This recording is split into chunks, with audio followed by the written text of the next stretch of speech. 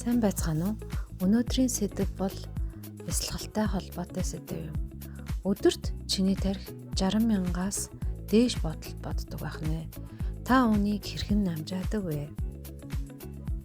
Та бүгдийн мэдэж байгаачлан хүний тарих хязээж амардаггүй. Тэгвэл үндсэн 3 зүйл дээр тарих маань амардаггүй ажилдаг байх нэ.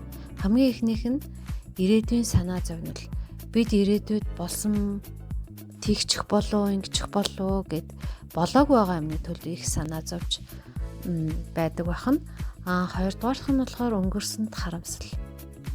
Өнгөрсөнд тэгчдэг байж, ингэчдэг байж, ингээ буруу шийдвэр гарчлаа, ингээд энэ юмн дээр алдчихлаа гэд бид нар дахин бодоод байдаг байх нь. Хамгийн сүүлийнх нь стресс дарамт.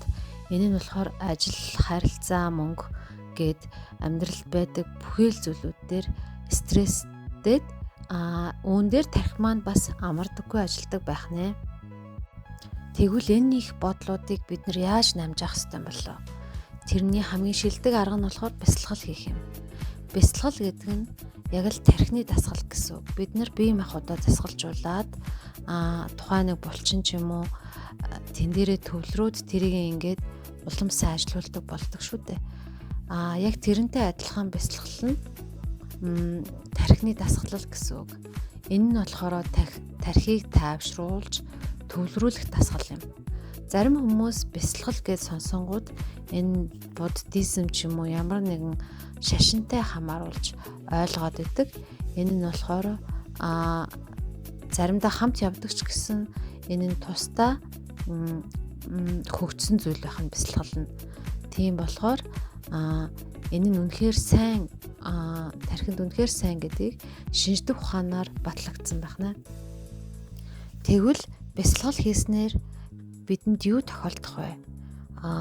Энд маш их эерэг зүйл тохиолддог. Энд би зөвхөн 3 жишээг нь авсан байна. Эхнийх нь олон бодол намждаг. Эхний слайд дээр дурдсанчлан бид нар өдөрт 60,000 болон түүнээс дээш бодол боддог. Энэ үнэхээр багасдаг байх нь. Хоёрдугаарх нь болохоор стресс буурдаг. Бясалгал хийх үед кортизол гормон буурч биеийн байдал сайжирдаг байх нь. Хамгийн сүүлийнх нь төвлөрөл нэмэгддэг. Дэндүү их олон бодолтой байгаад байх юм бол бид нэг зүйлдээ төвлөрөхөд үнэхээр хэцүү байдаг. Иймээс бясалгал хийснээр нэг зүйлд удаан анхаарал төвлөрөх чадвар маань нэмэгддэг байх нэ. Тэгвэл бясалгалыг яаж анханаас нь хийх вэ? Энэ зөвхөн анхан шатны мэдээлэл би танд өгье. Эхнийх нь болохоор танд саад болохооргүй 50 газар суугаад нүдээ ханина. Дараа нь амьсгал дээрээ төвлөрнө. Бодол орж ирэнгүүт тэрийг таниад тэр бодлыг ямар ч шүүмжлэхгүй зүгээр л ажиглаад буцаад амьсгал дээрээ төвлөрнө. Яг энэ дасгалыг хамгийн ихэндээ 5-аас 10 минут хийгээл эхлэхэд болох нэ.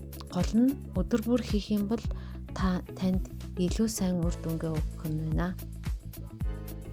Өнөөдрийн даалгавар одоо та яг 50 өөртөө тохирох газар сонгоод нүдээ ханаад амьсгал дээрээ төвлөрөөд бясалгаад үзээрэй. Бодол ороод ирэх юм бол түүнийг буруушаах хэрэггүй. Энэ нь хэвийн зүйл. Гол хүмүүсээ алдаад байдаг зүйл нь бодол орж ирлээ, үүнийг үргэлжлүүлээ бодоод явж болохгүй.